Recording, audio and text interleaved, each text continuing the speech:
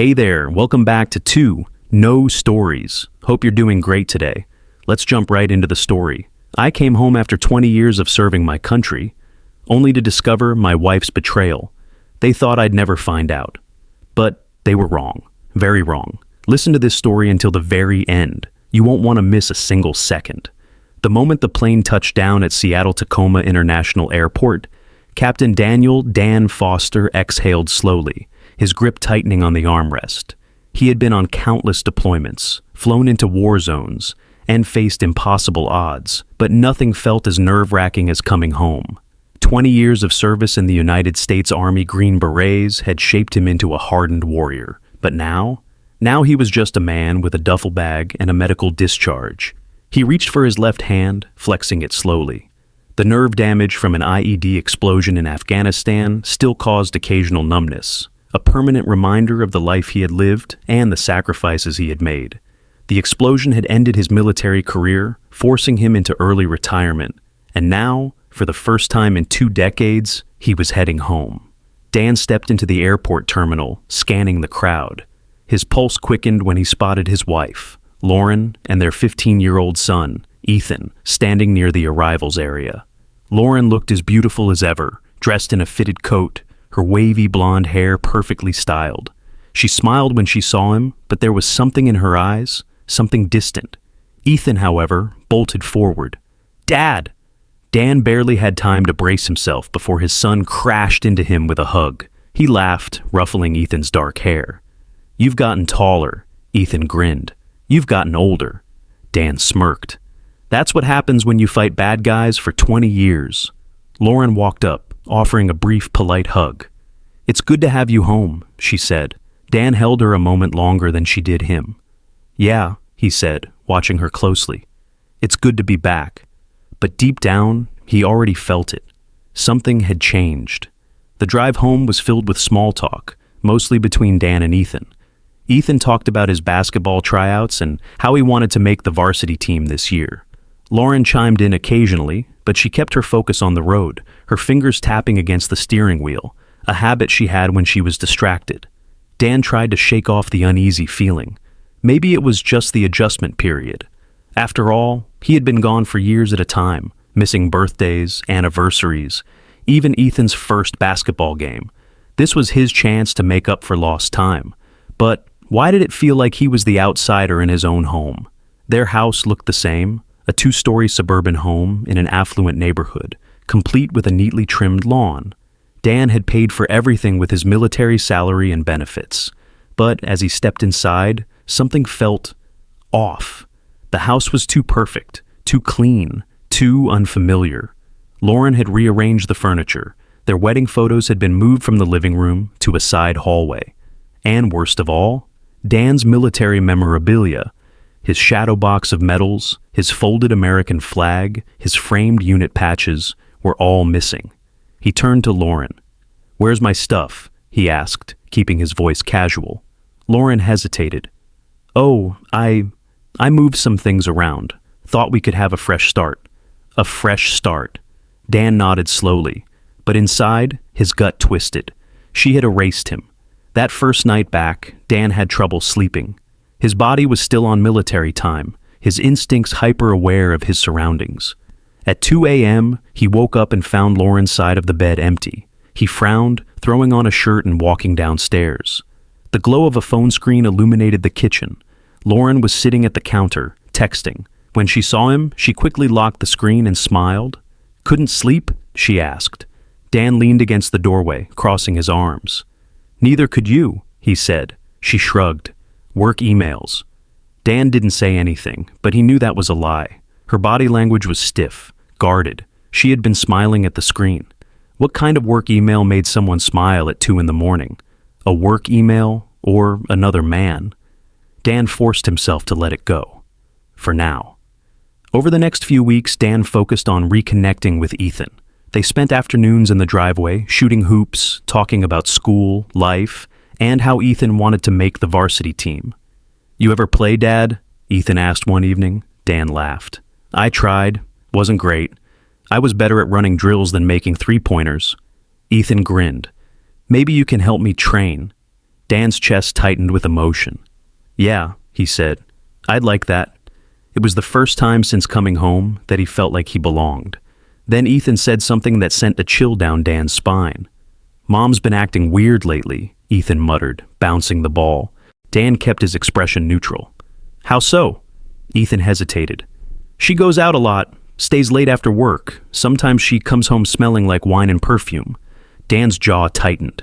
Ethan glanced up. "You don't think she's cheating, right?" Dan forced a laugh. "Of course not. Your mom loves us." But deep down, he wasn't so sure anymore. The final piece of the puzzle came when Dan picked Ethan up early from school one afternoon. As they drove home, Dan noticed a familiar car parked outside a motel. Lauren's car. His stomach dropped. He pulled into a nearby parking lot, his hands gripping the wheel as he watched the motel entrance. Then he saw them. Lauren, walking out of a room with a man in a suit, laughing, fixing her hair, adjusting her blouse. Dan's heart pounded. He didn't move. He didn't confront her. He just watched, recording every second on his phone. She had no idea he was there. No idea her lies had just been exposed. Dan exhaled slowly. This wasn't just a betrayal. This was war, and he wasn't going to lose. Dan gripped the steering wheel, his knuckles turning white as he stared at the motel entrance. Lauren had no idea he was watching. She stepped out of the room, laughing, brushing her blonde hair back, looking up at the man beside her like he was the only one in the world. Philip Carter. Dan recognized him immediately. Her boss. A wealthy, well-dressed executive who had been at their house more than once for corporate dinners. Dan had shaken his hand, welcomed him inside, poured him whiskey. And now this man was sleeping with his wife. Lauren ran her fingers across Philip's chest before they exchanged a quick kiss. She turned and walked toward her car, completely oblivious to the fact that Dan had recorded everything. Dan's breathing was slow and measured.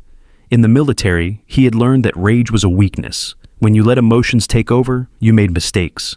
And Dan wasn't going to make mistakes. Lauren was going to pay, but first, he needed proof. That night, Dan acted as if nothing had happened. He walked into the house, greeted Lauren with a kiss on the cheek, and even asked about her day. She smiled, the same smile she had given Philip hours earlier.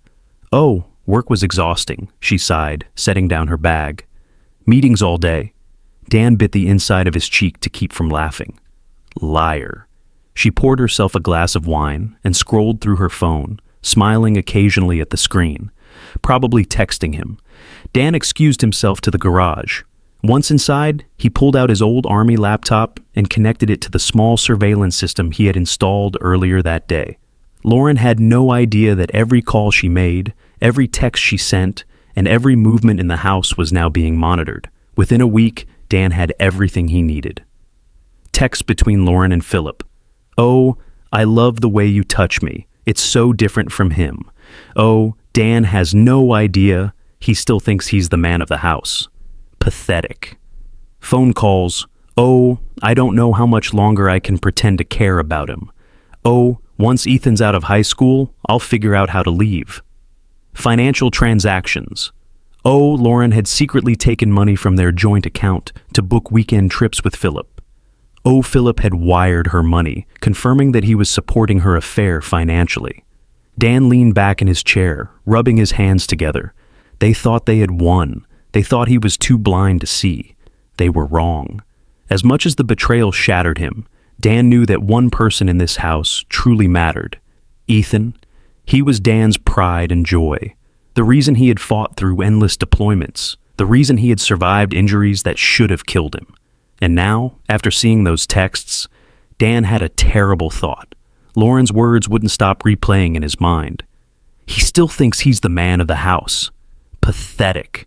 What did that mean? His stomach churned as he looked through his old documents. He found Ethan's birth certificate. His name was on it. But that wasn't enough. He needed proof. The next morning, Dan took Ethan out for breakfast, just the two of them. "Hey, buddy," he said, casually stirring his coffee. "I was thinking about something. You ever wonder about stuff like ancestry?" Ethan shrugged.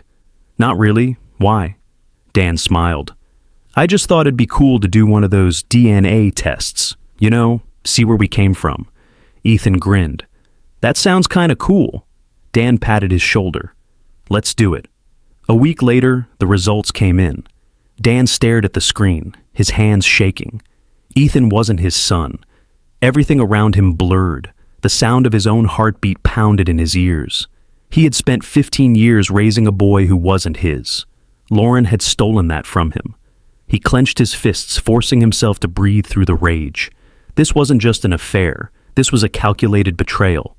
Lauren and Philip had laughed behind his back, knowing the truth while he lived in ignorance. But now the game had changed. Dan wasn't going to explode. He wasn't going to argue or fight. He was going to bury them. Step 1, secure the finances. He transferred all his money into a private account. He hired a lawyer and had a divorce strategy prepared before Lauren could suspect anything. He canceled Lauren's credit cards. Step 2, expose the affair. Dan planned a family gathering for what Lauren thought was an anniversary dinner. He sent anonymous messages to Philip's wife with all the evidence of the affair. He reached out to Philip's company's HR department, sending them proof of the workplace affair and financial misconduct. Step 3, the grand reveal. Dan would let Lauren humiliate herself in front of everyone. She thought she was smart. She thought she could lie her way through this. But soon, she was going to wish she had never crossed him. A few days before Dan's planned confrontation, Lauren came home late again.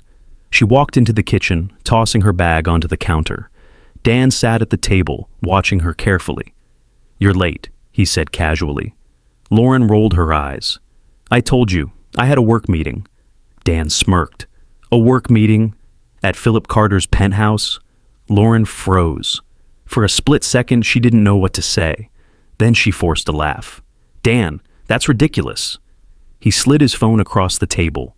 Lauren's eyes widened as she saw photos of her and Philip, text messages, bank transfers, all of it. The blood drained from her face. Dan leaned in, his voice deadly calm. "I know everything, Lauren." Her hands trembled. "Dan, please, I can explain." He stood up, walking past her. "No, you can't," he said coldly. "But don't worry." He paused at the doorway, looking back over his shoulder. "I'll make sure you have plenty of time to think about what you've done."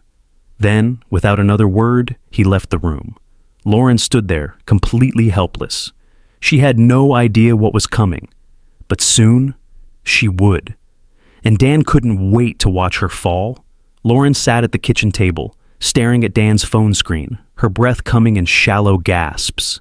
She had always been in control, always one step ahead. But now she was trapped. Dan had everything. The text messages, the financial transactions, the photos of her with Philip. There was no way to talk her way out of this. For the first time in her life, she was powerless. And that terrified her. Dan watched her, his face unreadable. Then, without a word, he grabbed his jacket and walked toward the door. "Where are you going?" Lauren's voice cracked. Dan didn't even look at her. To end this. Then he was gone. Dan drove across town to Philip Carter's company headquarters. The building loomed ahead, glass and steel reflecting the afternoon sun. Philip had always walked around like he was invincible, a wealthy pharmaceutical executive with the power to make or break careers, and apparently, marriages. But today Philip's empire was about to crumble. Dan parked and walked into the lobby. A security guard glanced up, but Dan just smiled and kept walking.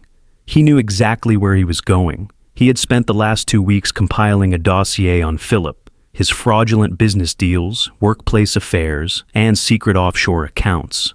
Now, he was going to hand-deliver it to the board of directors.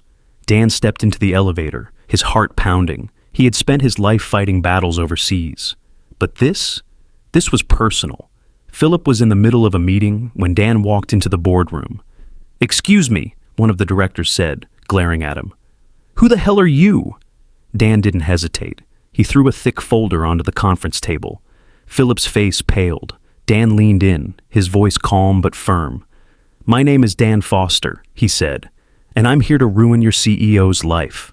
Gasps filled the room as the board members flipped through the documents. Proof of financial misconduct, company funds being used for personal expenses, and a full-blown affair with an employee. "You've been stealing from your own company," Dan said, staring directly at Philip. "And now, you're going to pay for it." Philip's mouth opened, but no words came out. A moment later, one of the board members stood up. "Philip," he said coldly, "pack your things. You're fired." Philip collapsed into his chair. Just like that, his career was over. Dan smirked. Step 1, complete. Dan didn't stop there. That night, Lauren thought she was attending a charity gala, a glamorous event filled with corporate elites and high society figures. She arrived at the venue in a sleek black dress, her makeup flawless, her smile forced. She was nervous. Dan had been too quiet since their confrontation. She didn't trust it, and she was right not to, because the moment she walked into the ballroom, a massive screen lit up above the stage. And then, the evidence played for everyone to see. The texts between her and Philip, the photos of their secret meetings, the DNA test proving Ethan wasn't Dan's son. Gasps filled the room. Lauren froze. Philip, standing in the crowd, turned ghost white. Dan stepped onto the stage, holding a microphone. "Everyone," he said, his voice calm, "I'd like to introduce my wife, Lauren Foster, a woman who spent the last few years cheating on me and planning to trap me into raising another man's child." Murmurs turned into outrage whispers. Lauren's eyes darted around the room, looking for a way out. There wasn't one. Philip tried to slip out quietly, but 2 security guards blocked his path. "No one's leaving yet," Dan continued. "Not until the truth is out." Then he turned to Lauren. "Do you have anything to say?" Lauren's lip trembled. "Dan, please." Dan smirked. "Didn't think so." Then he turned to the audience. "Enjoy the rest of your evening." And with that, he walked away. Behind him, Lauren collapsed into a chair, humiliated, destroyed, and completely alone. Step 2, complete. Lauren didn't go home that night. She couldn't. Instead, she checked into a cheap motel, shaking as she scrolled through her phone. Her inbox was filled with missed calls and messages, but none from Dan. Not a single one. She tried calling him, but the number was disconnected. Tears streamed down her face. She had played a game she thought she could win, and now she had nothing. The next morning, she finally gathered the courage to go home, but when she pulled into the driveway, she saw a moving truck. And Dan? He was standing outside, talking to the movers. Her heart pounded. "Dan!" she called, stepping out of the car. He turned, his expression calm, too calm. "What are you doing?" she asked, panic rising in her voice. Dan exhaled. "Moving out." Lauren's breath hitched. "Wait, we can fix this." Dan smiled, not a kind smile. "You don't get it, do you?" he said. "I'm done." Lauren reached for his arm, but he stepped back. "Please," she whispered. "I love you." Dan's eyes darkened. "No, you don't," he said. "You loved what I gave you, what I provided. You never loved me." Lauren shook her head violently. "That's not true." Dan held up a hand. "You know what the worst part is?" he said. "I would have done anything for you. I gave you my loyalty, my trust." His voice hardened. "And you threw it away." Lauren sobbed. "Dan, please." But Dan had already turned toward the moving truck. "Goodbye, Lauren." And with that, he walked away. For good. Lauren sat in her car outside the charity gala venue, gripping the steering wheel so tightly that her nails dug into the leather. The tension in her chest was suffocating. The evening had started as a celebration of her success, but now it had become a public execution. Her affair with Philip had been exposed in the worst way possible, on a giant screen, in front of Seattle's most powerful and influential people. Dan had destroyed her reputation, career, and social standing in a single night. She had tried to run the moment the video started playing, but she hadn't been fast enough. The whispers turned into gasps. Gasps turned into judgmental stares. And then came the laughter. Not laughter of amusement, laughter of mockery. Lauren had never felt so humiliated. She turned her head slightly, still shaking from the shock, and saw Philip slinking away through the side exit. The man she had risked everything for, the one who had promised her a new life, was now abandoning her in the middle of her downfall. Lauren swallowed hard. She was alone. While Lauren's world was collapsing socially, Philip's entire career was going up in flames. The morning after the gala, Philip walked into his company headquarters as if nothing had happened. He adjusted his suit, kept his head high, and ignored the way employees stared at him, whispering in hushed tones. They knew. They all knew.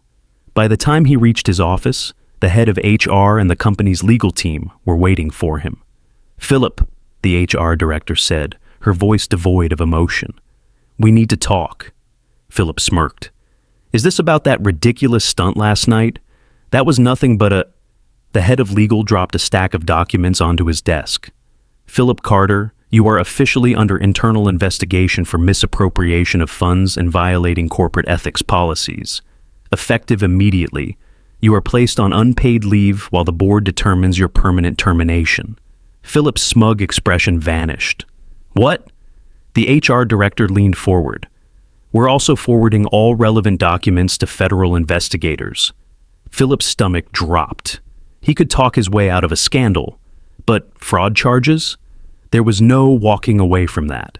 An hour later, security escorted him out of the building. Philip Carter, the man who had once bragged about his untouchable status, was now jobless under federal investigation and completely ruined.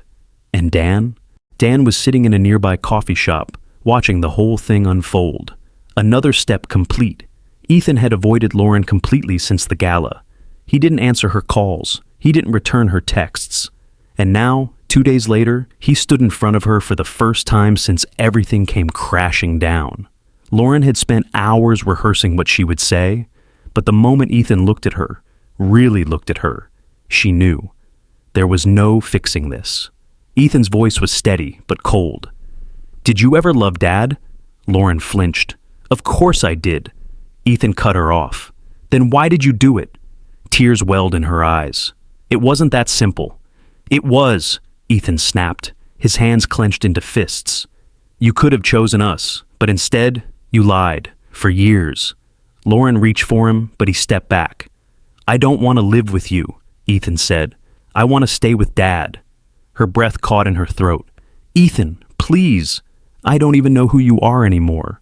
And with that, Ethan turned and walked away.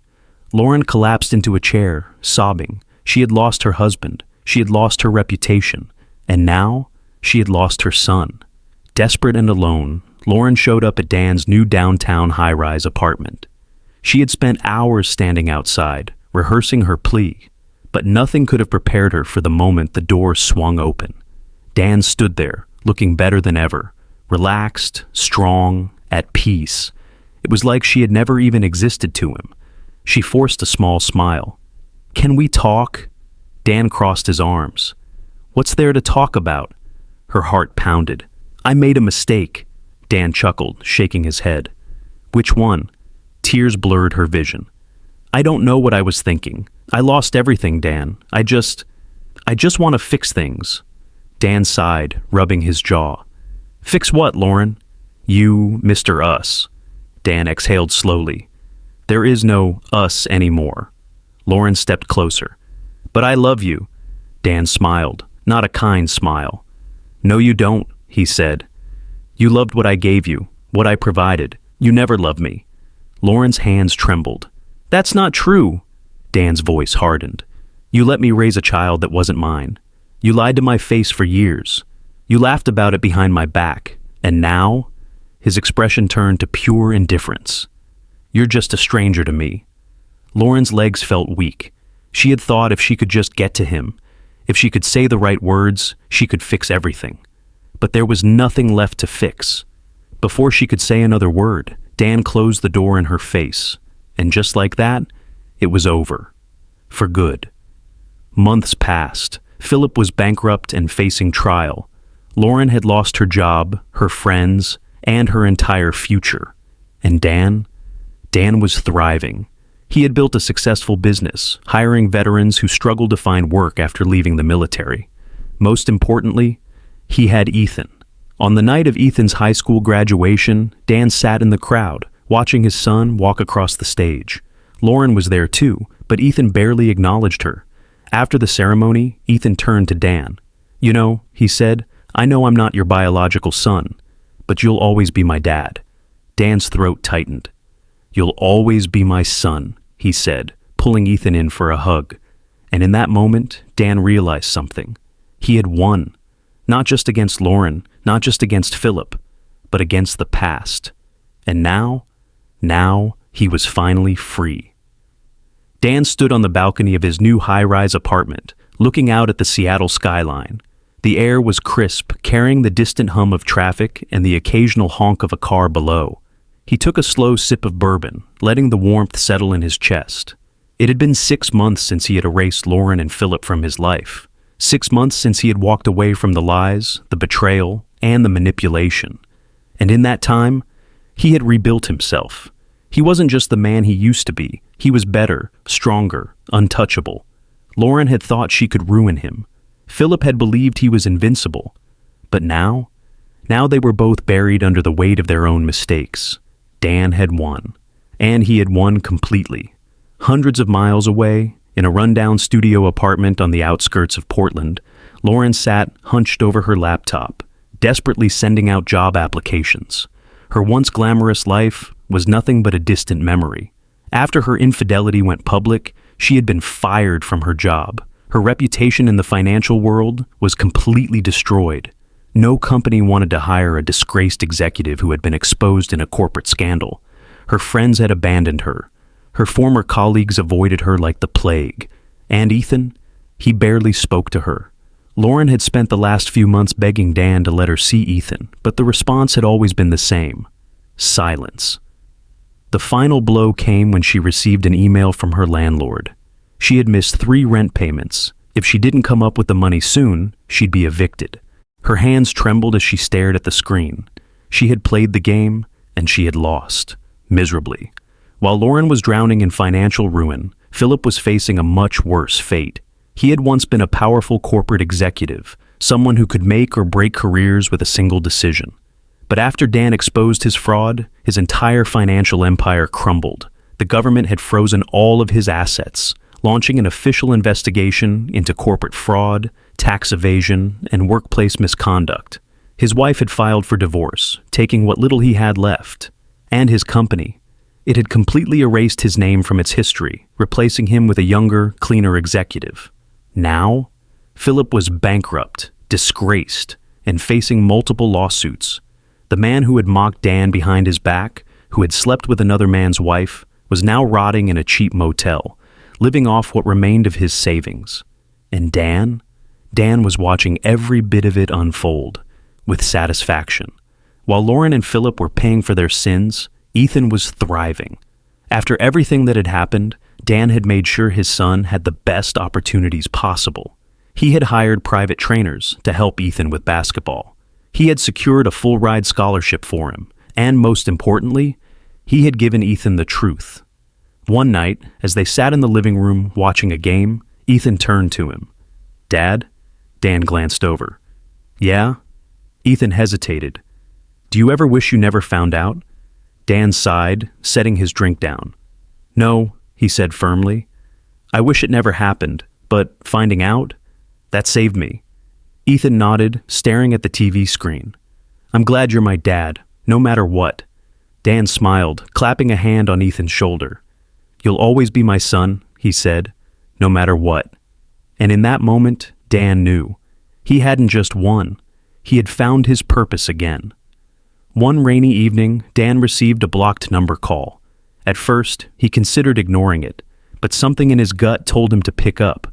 "Hello?" A moment of silence. Then, Dan ...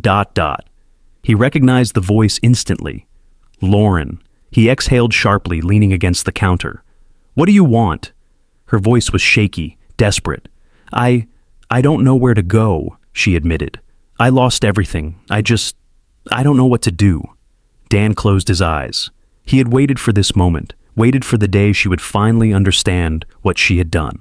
He let the silence stretch between them before he finally spoke. "That's not my problem," he said simply. Lauren let out a small sob. "Dan, please, But he had already hung up. No hesitation, no second thoughts. Lauren had made her choices.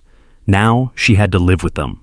A week later, Dan packed his bags for a business trip to Los Angeles. His company was thriving. His life was better than ever. And as he stood at the airport, waiting to board, his phone buzzed. It was Olivia. She had been a steady presence in his life, someone who had been there when things were falling apart. And now? Now she was something more. He answered with a smile. "Still good for dinner?" Olivia asked. Dan chuckled. "Wouldn't miss it." As he ended the call, he took a deep breath, staring out at the runway. For the first time in years, he wasn't looking over his shoulder. He wasn't waiting for karma to do its job, because karma had already done its job. And now he was finally free. And damn, it felt good. What would you do if you found out your child wasn't yours, but they still needed you to save their life? Thanks for watching. If you enjoyed this story, don't forget to like, share, and comment below, and of course, subscribe for more.